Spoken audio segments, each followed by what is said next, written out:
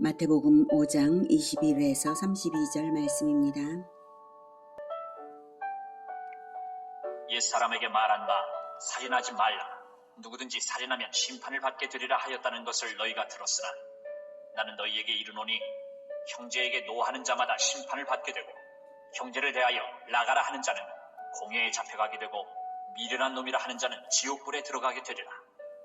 그러므로 예물을 제단에 드리려다가 거기서 내 형제에게 원망 들을 만한 일이 있는 것이 생각나거든 예물을 제단 앞에 두고 먼저 가서 형제와 화목하고 그 후에 와서 예물을 드리라. 너를 고발하는 자와 함께 길에 있을 때에 급히 사화하라. 그 고발하는 자가 너를 재판관에게 내어주고 재판관이 옥리에게 내어주어 옥에 가둘까 염려하라. 진실로 내게 이르노니 내가 한 푼이라도 남김이 없이 다 갚기 전에는 결코 거기서 나오지 못하리라.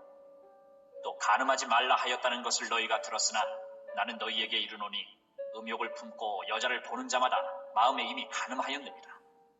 만일 내 오른 눈이 너로 실족하게 하거든 빼어내버리라. 내 백체 중 하나가 없어지고 온몸이 지옥에 던져지지 않는 것이 유익하며 또한 만일 내 오른손이 너로 실족하게 하거든 찍어내버리라. 내 백체 중 하나가 없어지고 온몸이 지옥에 던져지지 않는 것이 유익하니라. 또 일러스되 누구든지 아내를 버리려거든 이혼 증서를 줄 것이라 하였으나 나는 너희에게 이르노니 누구든지 음행한 이유 없이 아내를 버리면 이는 그로 간음하게 하며 또 누구든지 버림받은 여자에게 장가드는 자도 간음함이니라. 사랑하는 형제 여러분, 3월 26일 토요일 저녁 목상에 오신 것을 환영합니다. 예수님이 천국의 법을 선포하시는 중이신데요. 먼저는 천국 백성의 자질과 보장받는 복을 선포하신 후에 백성의 의무를 지금은 선포하시고 계십니다. 의무 선포에 패턴이 있었죠. 어찌어찌 하라, 그렇지 아니하면 어찌어찌 한다는 패턴이죠. 어찌하라, 안 그러면 어찌한다. 그 패턴으로 말씀하신 13절에서 20절까지의 내용은 착한 행실로 소금과 빛의 역할을 하라. 안 그러면 세상에게 밟힌다.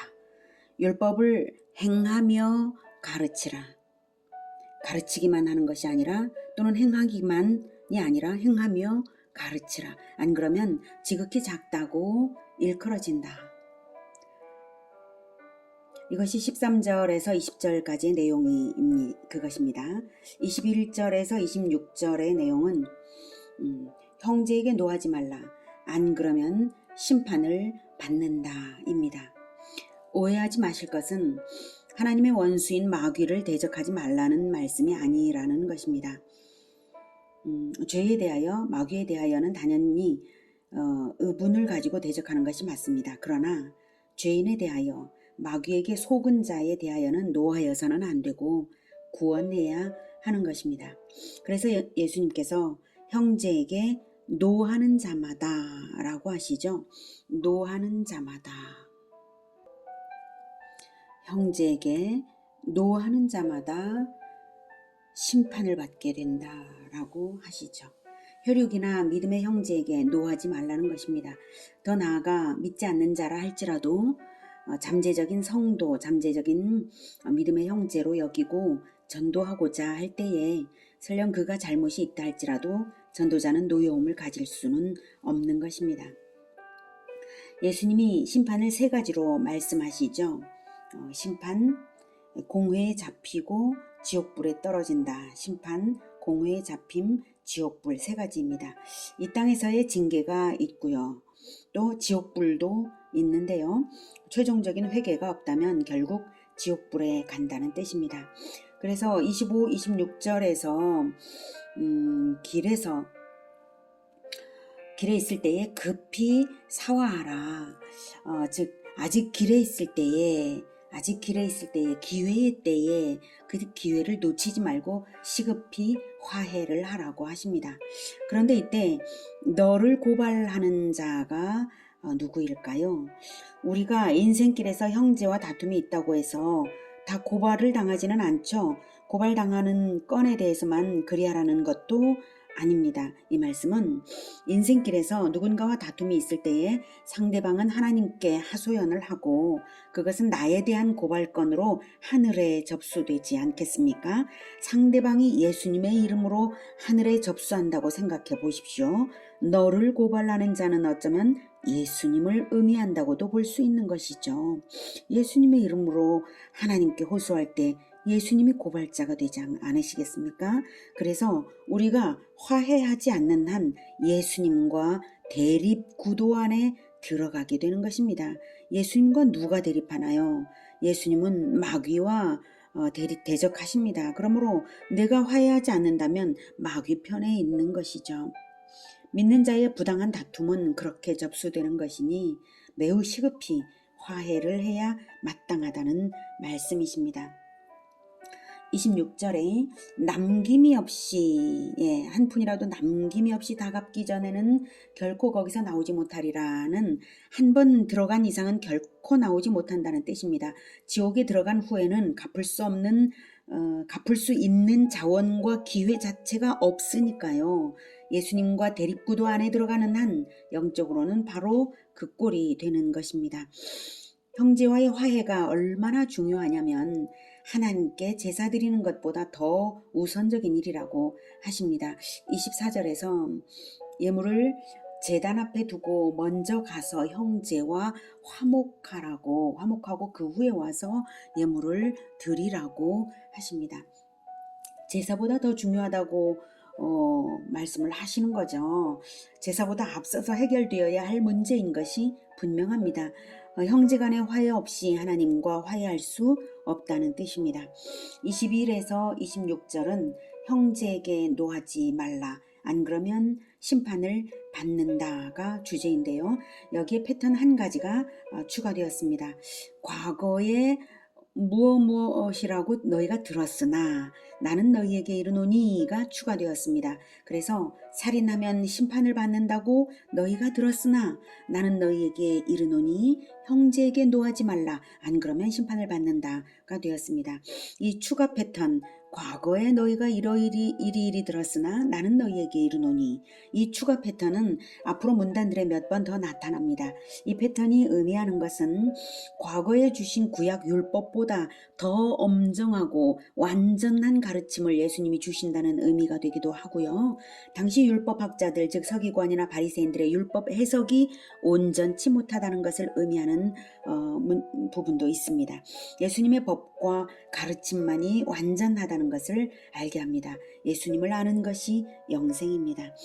더 중요한 의미는 바로 예수님이 입법자라는 것을 나타내시는 말씀입니다. 과거에는 낮은 단계에서 선포했으나 이제는 온전한 천국의 법을 선포하시는 지금 이 선포자인 내가 바로 입법자라고 선언하시는 것입니다. 우리가 성경의 일부분만을 볼 때는 온전히 알지 못합니다. 전체적인 맥락과 예수님의 가르침을 반드시 모두 고려하며 읽어갈 때 비로소 성경이 열리고 예수님으로부터 가르침을 받을 수 있습니다. 물론 성령의 인도하심을 받으면서 성경을 배울 때 그렇습니다. 예수님이 입법자이시고 성령이 가르치시는 자이십니다. 성경 전체는 예수님과 무관한 것이 하나도 없습니다. 예수 그리스도의 가르침은 완전하십니다. 살인하면 심판을 받는다고 너희가 들었으나 나는 너희에게 이르노니 형제에게 노하지 말라. 안 그러면 심판을 받는다. 형제와 늘 화목하시고 더욱 사랑이 풍성한 인생들 되시기를 축복합니다. 27에서 30절까지의 내용은 음욕을 품지 말라. 안 그러면 지옥에 던져진다. 입니다. 간음하지 말라가 아니고 음욕을 품지 말라이고요. 안 그러면 결과는 지옥에 던져진다고 지옥을 2번이나 말씀하셨어요. 간음하지 말라 하였다는 것을 너희가 들었으나, 간음하지 말라 하였다는 것을 너희가 들었으나 나는 너희에게 이르노니 라고 과거 율법 선생들이 말한 것을 교정하시면서 음욕을 품는 것부터가 간음이라고 하셨습니다. 행동뿐만 아니라 동기를 훨씬 더 중요하게 여기십니다. 29, 30절에서 만일 내 오른 눈이 너로 실족하게 하거든 30절 또 내 오른손이 너로 실족하게 하거든. 네, 오른 눈, 오른손. 네, 잘못을 하도록 만드는 모든 유혹을 의미합니다. 예, 문자적으로 신체를 상해하라는 의미는 아니죠. 너로 넘어뜨리게 하는 모든 올가미를 끊어버리되 육체적인 죽음을 각오하는 정도로 결단하라는 말씀입니다. 동기부터 끊되 죽음을 각오하고 간음의 동기를 끊어라 하시는 것입니다. 굳이 오른편을 말씀하시는 것은 오른쪽을 왼쪽보다 가치 있게 여기는 관습을 염두에 둘 때에 아무리 중요한 것일지라도 범죄의 유혹 또는 도구가 된다면 단호하게 버리라 라는 의미입니다. 이어지는 32절은 추가적인 설명으로 과거 율법 선생들의 가르침을 교정하여 주십니다. 31. 또 일러스되 누구든지 아내를 버리려거든 이혼 증서를 줄 것이라 하였으나 나는 너희에게 이르노니 누구든지 음행한 이유 없이 아내를 버리면 이는 그로 간음하게 하며 또 누구든지 버림받은 여자에게 장가드는 자도 간음함이니라. 네, 31절에 이혼 증서를 주라는 것은 신명기 24장 1에서 4절의 내용을 인용한 것인데요. 신명기 24장 1, 2절을 보겠습니다. 사람이 아내를 맞이하여 데려온 후에 그에게 수치되는 일이 있음을 발견하고 그를 기뻐하지 아니하면 이혼 증서를 써서 그의 손에 주고 그를 자기 집에서 내보낼 것이요 그 여자는 그의 집에서 나가서 다른 사람의 아내가 되려니와. 이렇게 말한 것은 정식 이혼을 당한 경우 여성이 재혼을 할 수 있도록 허용한 것입니다. 여성의 인권 보장을 위한 이 법은 후대에는 변질되고 말았습니다. 예수님 당시에는 이미 변질되어 버렸어요. 이혼 증서만 주면 이혼할 수 있다는 악법으로 전용되고 만 것이죠. 그래서 이혼을 방지하고자 그리고 또한 이혼을 당한 여자의 인권을 보장해주고자 했던 그러한 차선적인 율법이었는데 이혼 증서만 주면 이혼할 수 있다 이런 식으로 악법으로 되어버렸습니다. 그래서 음욕의 동기를 가지고 무언가 트집을 잡아서 남자들이 여자에게 이혼장을 써주는 수가 있었던 것입니다. 그래서 예수님은 이혼장을 써주는 것 자체는 비록 합법적인 행위일지라도 이혼장을 써주는 이유가 여자의 음행이 아닌 다른 이유라면 결과적으로 남편은 아내를 간음하게 만든 것임을 밝혀주신 것입니다. 이혼장을 받은 여인은 재혼을 하게 되고 그녀와 재혼을 한 남자 역시 간음이 될 것이니까요. 음행 이외의 이유라면 이혼 후 재혼은 범죄입니다. 이혼 후 재혼이 죄라는 것을 분명히 할 때에 우리 사회에서 이혼이 줄어들 것입니다. 물론 원치 않는 이혼을 하게 된 것이 죄라는 의미는 아닙니다. 버림받은 경우가 죄다 이렇게 말할 수는 없죠. 그것은 다만 불행일 뿐이고 결코 이혼 자체가 정죄당할 일은 아닙니다. 그러나 재혼을 목적으로 하는 이혼은 죄가 분명합니다. 이렇게 예수님은 동기의 불순함을 근본적으로 제거하도록 과거의 가르침을 교정하셨습니다. 오해하지 마실 것은 32절에 음행한 이유 없이 아내를 버리면이 이 말씀은 간음했다고 해서 꼭 이혼해야 한다라는 규정은 아닙니다. 오히려 하나님은 호세아서에서 호세아와 같은 남편이 하나님이신 것을 알게 하셨죠. 음탕한 아내 고멜을 사랑하여서 몇 번이고 아내를 설득하고 용서하며 되찾아오는 돈까지 줘가지고 몸값까지 줘가지고 되찾아오는 남편 호세아. 그 인생은 율법의 요구 수준을 초월한 진정한 사랑입니다. 우리 하나님은 바로 그런 수준을 우리에게 실은 바라시는 것입니다. 율법을 간신히 충족하는 수준을 바라시는 것이 결코 아닙니다. 하나님은 우리가 율법을 알되 법망을 피하기 위해 알 것이 아니라 입법자의 마음을 읽어서 법의 정신인 이웃사랑을 실천하는 사람들이 되기를 바라십니다. 가장 가까운 이웃, 배우자를 사랑하는 것은 청소년 때부터 음욕을 버리는 것에서 시작합니다. 자기 자신을 거룩하게 지키는 것이 이웃사랑의 기본입니다. 그러면 율법의 처벌 조항조차 필요 없는 그런 사회가 되겠죠. 우리 사회의 평균 수준은 평가 기준이 아닙니다. 예수님의 가르침이 평가 기준입니다. 천국의 입법자 예수님의 가르침을 기억하며 거룩한 인생 사시기 바랍니다. 오늘 가르침은 형제에게 노하지 말라. 안 그러면 심판을 받는다. 음욕을 버리라. 안 그러면 지옥에 던져진다. 그러나 이것은 소극적인 것이고 더욱 적극적인 것은 형제를 사랑하라는 것이겠죠. 범죄의 동기가 되는 마음의 죄의 싹부터 잘라내도록 가르쳐 주시는 예수님의 가르침입니다. 늘 마음 청소부터 잘해서 미움의 싹, 음심의 싹을 잘라내어 버려서 청결한 마음으로 살아가는 우리 모두가 되기를 기원합니다. 기도하겠습니다. 하나님, 우리는 겉으로 행동만 거룩한 채 하기가 쉬운 자들입니다.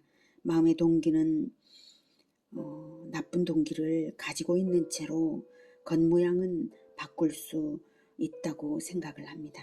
그러나 하나님, 예수님께서 동기부터 거룩하게 하지 않으면 반드시 심판을 당한다고 말씀을 하셨으므로 우리가 이 마음의 동기를 예수님과 동일하게 가질 수 있도록 도와주시옵소서. 오직 형제를 사랑의 눈으로만 볼 수 있게 도와주시옵소서. 오직 예수님처럼 그 마음을 가질 수 있게 도와주시옵소서. 예수님의 이름으로 기도드립니다. 아멘. 이어지는 시간은 개인 기도 시간입니다.